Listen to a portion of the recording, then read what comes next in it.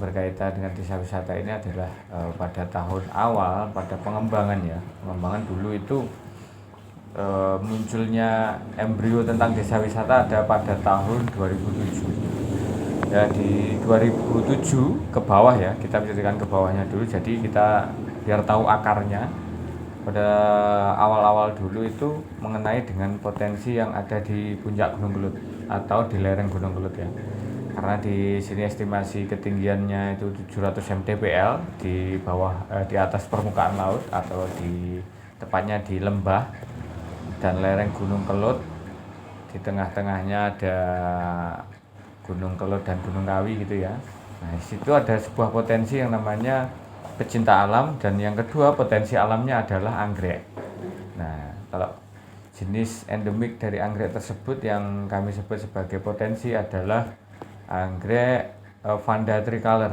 Nah, itu yang khusus hidup di dataran tinggi 700 mdpl, tepatnya di lereng Gunung Kelut dan lereng Gunung Kawi. Nah, awal mulanya kami tercetus desa wisata adalah di situ. Jadi akarnya adalah teman-teman pecinta alam yang namanya regeneration dulu di tahun 2001 ya.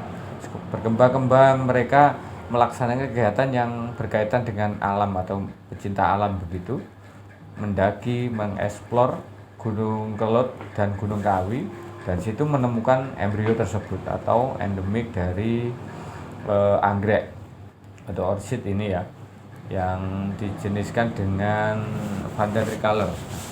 Berawal dari situ, lambat laun sering berkumpul dan berkembang, berdiskusi. Mereka akhirnya tercetus dari sebuah pengalaman yang dimana banyak orang luar atau luar daerah, saya sebutkan di situ, mereka mengambil spesies atau endemik dari anggrek tersebut gitu. Nah, maka dari itu bagaimana kami berpikir untuk bisa menjaga anggrek tersebut. Nah, maka dari itu mereka membentuk sebuah asosiasi atau perkumpulan yang dinamakan dengan Puspa Jagat. Nah, Puspa Jagat tersebut lahir pada tahun 2007 tepatnya. Nah, 2007 tanggalnya 18 April tahun 2007. Tahun 2007. Nah, di situ kami berkembang di situ akhirnya dari kita mengkonservasi anggrek tersebut dengan kita perkembangbiakkan di kampung atau di daerah kita, dan kita kembalikan ke tempat aslinya atau di lereng Gunung Kelut dan lereng Gunung Kawi. Berkembangnya itu kami membuka ide kreatif baru, yakni tentang education, dan akhirnya lambat laun kami terbentuklah sebuah Pok Darwis gitu ya. Pok Darwis yang dimana adalah kelompok sadar wisata. Nah, dengan berkembangnya Pok Darwis, kami akhirnya memicu kegiatan pariwisata itu di Desa Semen semakin berkembang gitu. Kegiatan Pok Darwis bisa dilihat di sekitar sini, ada beberapa penghargaan yang kami peroleh tentang desa wisata tentunya, dan juga tentang Pok Darwis. Nah, maka dari itu di tahun 2007 kami berani launching tentang kampung wisata gitu ya. Ya, tentang kampung wisata tersebut kemudian kami memasuki di era baru. Era baru kami itu di tahun 2013. Nah, di situ ada ya mencuap yang berkaitan dengan desa wisata, desa dengan potensi wisatanya. Maka dari itu kampung wisata tersebut itu berkembang. Nah, pada tahun 2013 kami mampu mendirikan sebuah desa wisata yang dimana pada saat itu kami memberikan peringkat 5 ya, desa wisata terbaik tingkat nasional. Dulu kami ngambil penghargaan itu di Desa Penting Sari, Jogja gitu ya, di Jogja dulu. Nah, di tahun 2013 mulai berkembang desa wisata Semen sampai dengan saat ini. Oke, yang pertama, kalau yang berkaitan dengan daya tarik, kami yang pertama adalah keunggulan dari alamnya kami atau desa kami. Jadi potensi dari desa kami inilah yang kami unggulkan. Suatu contoh, kami memiliki sungai yang bersih. kami memiliki tatanan rumah tangga yang bersih dan asri. Kami memiliki potensi pertanian yang baik dan juga bagus. Nah, banyak kelompok-kelompok yang hidup di sini atau kelompok-kelompok yang berkembang di sini. Contohnya kelompok tani. Ada kelompok lain ya seperti PKK, ibu-ibu UMKM dan ibu-ibu yang mengurus kuliner. Nah, di situ kami yang berkaitan dengan potensi tersebut itulah keunggulan kami dan kami kemas sebagai bentuk paket wisata atau live in atau paket berkunjung atau paket berwisata begitu. Satu oleh-oleh khas atau yang menjadi ikonik di Desa Semen adalah satu, kalau yang berbentuk dengan kuliner atau makanan itu ada satu yang namanya nanas ya, buah nanas. Buah nanas ini endemiknya hidup hanya di Desa Semen dan ditemukan hanya di Desa Semen dan dicetuskan, disertifikatkan juga hanya di Desa Semen. Itu namanya nanas Banasari. Nah, nanas Banasari ini sudah disertifikatkan oleh teman-teman kelompok tani. Saya kurang paham tahunnya berapa, tapi di situ sudah ada legal formalnya ya. Di situ nanas Banasari ini singkatannya adalah Blitar Nanas Semen Gandusari. Nah, itu asli dari desa kami. Tuh. Yang kedua tentang olahan kria ataupun fashion, itu banyak yang bisa kami olah di sini, mulai dari batik Shibori ya, ada batik, kemudian ada lagi kalau kria kami ada produk lokal jaranan, tahu ya jaranan. Nah, kria. Kemudian kalau yang fashion yaitu tadi batik, ada topi dan sebagainya seperti itu yang bahan dasarnya bisa hanya ditemukan di Semen. Ini ada di serat nanas dan ataupun menggunakan kain. Nah, gitu. Kalau yang berkaitan dengan fasilitas, kami ada beberapa hal sih yang menurut kami itu menjadi penunjang. Yang pertama, fasilitas penunjang kami, kalau fasum atau fasilitas umum, kami berkaitan dengan jalan itu normatif ya, karena jalan di lereng gunung itu tidak sempurna atau tidak begitu bagus, tidak begitu mulus, tapi cukup memadai. Juga kalau papan-papan petunjuk arah itu ada yang dulu disediakan oleh PU atau Dishub gitu ya. Itu tentang kampung wisata, tentang desa wisata itu ada. Kalau fasilitas yang lain yang seperti digitalisasi, kami memiliki website ya, kami memiliki akun sosial media, itu yang menjadi fasilitas atau untuk menunjang kegiatan kami sebagai promosi. Kalau kegiatan promosi kami ada tiga hal yang kami lakukan selama ini secara door to door, menggunakan pamflet, menggunakan media cetak atau brosur yang sudah kami cetak, kami bawa ke sekolah-sekolah, kami bawa ke instansi-instansi seperti itu. Kemudian yang kedua, kami menggunakan akun sosial media kami, satu bentuk Instagram, ada Desa Wisata Semen, dan ada akun-akun di situ, akun setiap destinasi. Jadi ada beberapa destinasi itu memiliki akun sosial media sendiri-sendiri. Dan yang terakhir itu ada website, dan juga berkembangnya website itu ada yang namanya kontak person di situ. Nah, itu kalau website kami menyediakan menu di situ yang sudah kami isi dengan paket-paket kami.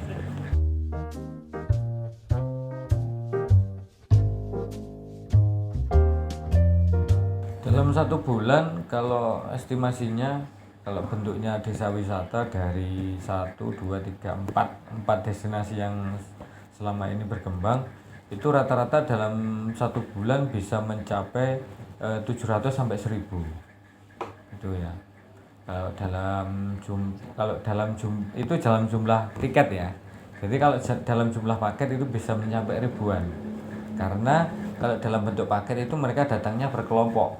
Ya, bisa dalam 1 kali kunjungan mereka bisa datang itu 300 orang, bahkan paling sedikit 100 orang lah. Itu untuk kegiatan outbound, kegiatan glamping, kegiatan arung jeram, tentu seperti itu.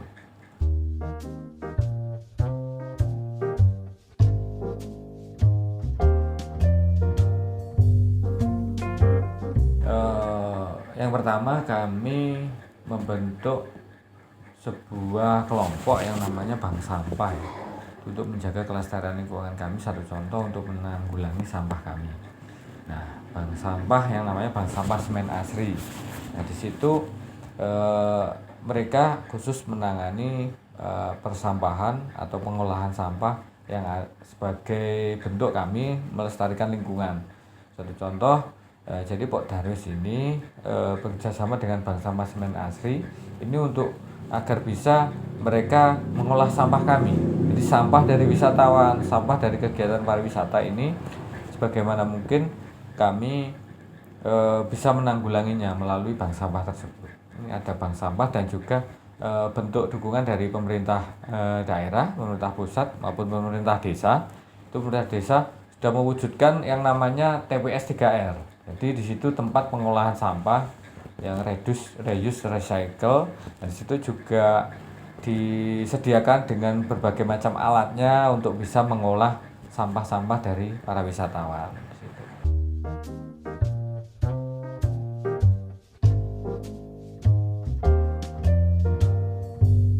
Kalau tantangan tentunya dengan perkembangan zaman ya. Kalau dulu sudah 4.0, sekarang sudah berkembang ya. Itu yang pertama tentang SDM ya.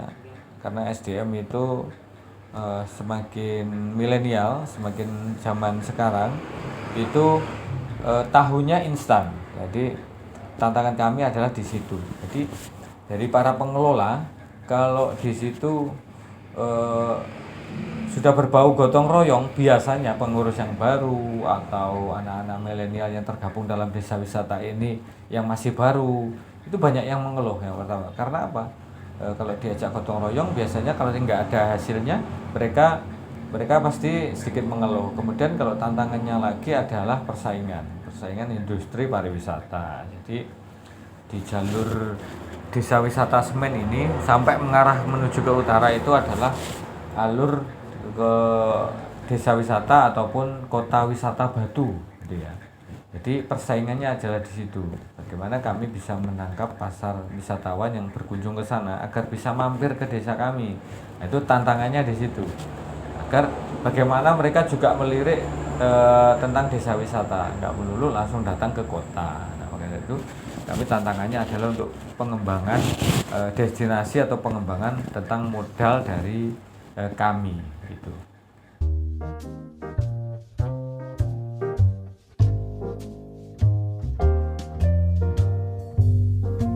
Pasti kalau ditanya kami ingin mengembangkan produk pariwisata kami, tentunya kami juga ingin berkembang sampai mungkin berbenah dan berkembang untuk agar bisa mewujudkan pariwisata yang mandiri begitu. Karena desa ini juga makmur mendapatkan pendapatan asli desa yang banyak, tentunya bertujuan untuk masyarakat kami. Nah, kalau niat kami itu ada yang namanya rencana jangka pendek dan rencana jangka panjang atau rencana jangka menengah, itu tentang pengembangan rest area. Jadi kami ingin membangun sebuah rest area yang dimana di jalur ini tadi yang sudah saya jelaskan tadi, di situ untuk menangkap wisatawan yang berkunjung ke Kota Batu. Karena apa? Ini termasuk kebutuhan dari pasar pariwisata. Karena kalau kami melihat jalur ini kan jalur yang ramai untuk dikunjungi ke Batu. Karena kalau lewat di jalur selatan atau jalur Kepanjen sampai ke Batu itu sudah lumayan selisih berpuluh-puluh kilo. Kalau lewat sini cenderung lebih cepat, tetapi dengan akses yang mungkin lebih sempit dan lebih sulit itu. Jadi tantangannya juga di situ. Jadi kalau ingin pengembangannya kami adalah membangun sebuah rest area.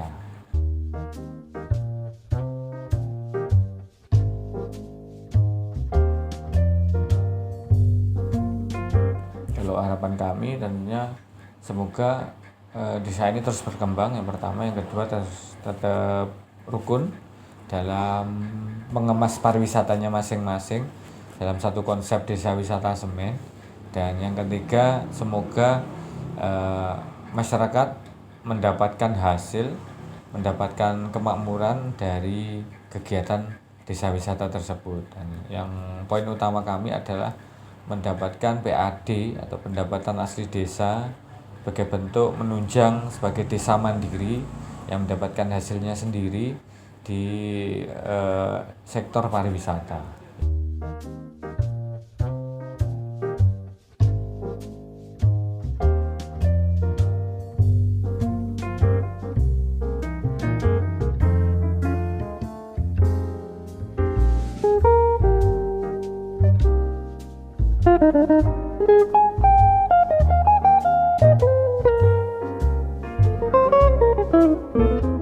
Untuk sementara ini, kalau BUMDes masih rencana, tapi khusus yang Puncak Sekawan itu dikelola oleh investor.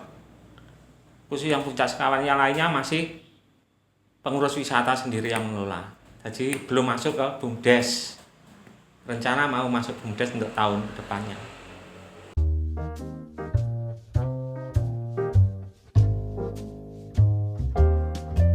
Masyarakat desa sangat antusias untuk mengembangkan wisata karena dengan adanya wisata mungkin untuk bisa menambah pendapatan masyarakat Desa Semen.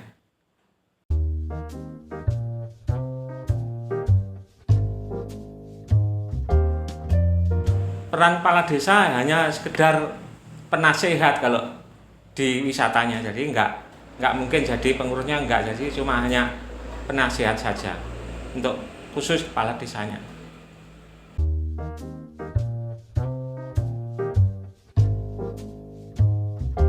Sebagian masyarakat yang dekat dengan wisata itu sudah merasakan, tapi tidak semua masyarakat Desa Semen merasakan dari hasil wisatanya. Jadi hanya sebagian yang dekat dengan wisata.